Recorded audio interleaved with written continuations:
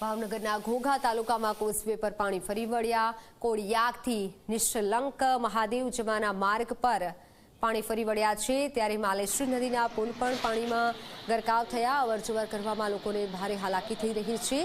નિષ્કલંક મહાદેવ પાણીમાં ગરકાવ થયું છે, જ્યારે અવરજવર કરવામાં લોકોને ખૂબ મુશ્કેલી પડી રહી છે।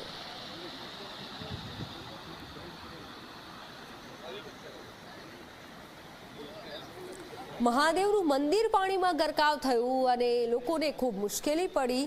માલેશ્વરી નદીના પુલ પરથી પાણી ફરી વળ્યા છે। આપ દ્રશ્યો જુઓ કે ગામ નથી, રસ્તા નથી, માત્ર ને માત્ર પાણી જોવા મળી રહ્યું છે।